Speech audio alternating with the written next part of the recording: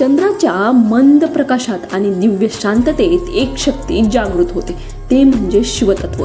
ही साधी रात्र नाही, ही आहे महाशिवरात्रीची रात्र. ज्या रात्री भक्त जर जागा राहिला, जप केला तर त्याचं संपूर्ण आयुष्य बदलतं. पण या रात्रीचं खरं गूढ तुम्हाला कुठे माहिती आहे का? ते आहे 4 प्रहरांच्या पूजेमध्ये. तर आज आपण जाणून घेणार आहे 4 प्रहर पूजा म्हणजे नक्की काय, प्रत्येक प्रहरात काय अर्पण करायचं आणि त्यामागचं खोल आध्यात्मिक रहस्य काय. 4 प्रहर का असतात? तर कारण ही रात्र दर्शवते मानवी जीवनाचा प्रवास. पहिला प्रहर हा अज्ञानातून जागृतीकडे जातो, दुसरा प्रहर हा भक्तीचा आहे, तिसरा प्रहर हा साधनेचा आणि चौथा प्रहर हा मोक्ष आणि कृपा देतो. तर म्हणजे 4 प्रहर जीवनाचा आध्यात्मिक नकाशा आहे. आता पहिला प्रहर जो आत्मशुद्धीसाठी आहे, तर हा प्रहर सुरू होतो संध्याकाळी नंतर. हा काळ असतो शुद्धीकरणाचा. यावेळी शिवलिंगावर अर्पण केलं जातं ते म्हणजे शुद्ध जल, गंगाजल, दूध किंवा पंचामृत, बेलपत्र तसेच चंदन. तर जल म्हणजे काय तर जीवन आहे, दूध म्हणजे काय तर पवित्रता आणि बेलपत्र म्हणजेच त्रिदेवांची कृपा, म्हणजेच ब्रह्मा, विष्णू आणि महेश यांची कृपा. तर पहिला प्रहर आहे तो आत्मशुद्धीचा.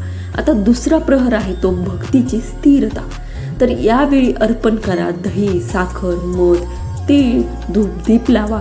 दही म्हणजेच मनाची शांतता आहे, मध हा भक्तीचा गोडवा आहे, तीळ हा पापक्षालन करतो.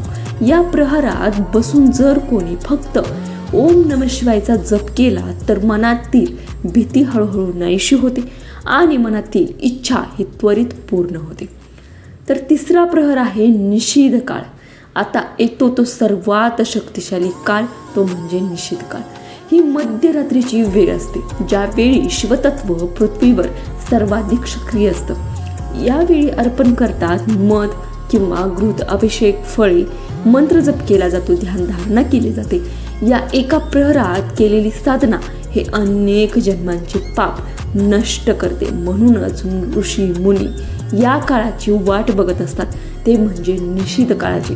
तुम्हाला 4 प्रहरात नाही जमलं ना, तुम्ही निषिद्ध काळामध्ये अवश्य सेवा करा भगवान शंकरांची, कारण या काळात केलेली जप तप जन्मांचं पाप नष्ट करतं.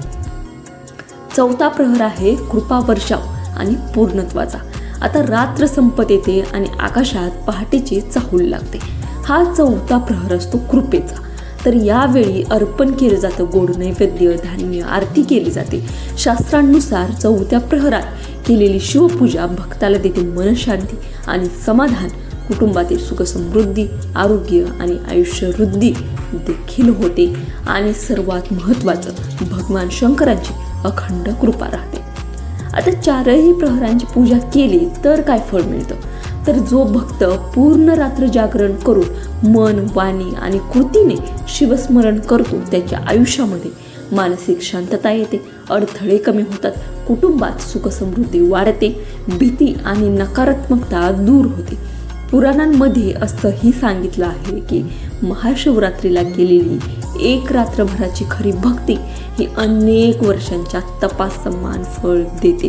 त्यामुळे अनेक वर्षांचे तप जेवढं करून त्याचं फळ मिळतं, तेवढं तुम्हाला हे 4 प्रहर करून तुम्हाला त्याचं फळ मिळणार आहे. नक्की करा. तुम्हाला जाणून घ्यायचं आहे का ह्या प्रहरांचं टायमिंग कसं आहे ते?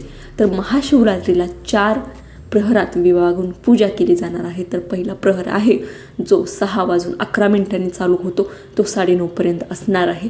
दुसरा प्रहर हा 9:30 चालू होऊन 12:30 संपतो आणि तिसरा प्रहर हा निश्चित काळ आहे, जो 12 वाजता तुम्हाला त्या काळामध्ये पूजा करायची आहे. 12:09 ते 1 वाजेपर्यंत हा निश्चित काळ असणार आहे. त्या काळात तुम्हाला पूजा करायचीच आहे. तो काळ तरी नक्की पूजेसाठी करा. जर तुम्हाला 4 प्रहर नाही जमले, तुम्ही निश्चित काळामध्ये नक्की भक्ती करा, ध्यानधारणा करा. हा जर व्हिडिओ आवडला असेल तर एक लाईक जरूर करा आणि कमेंटमध्ये ओम नमः शिवाय नक्की लिहा.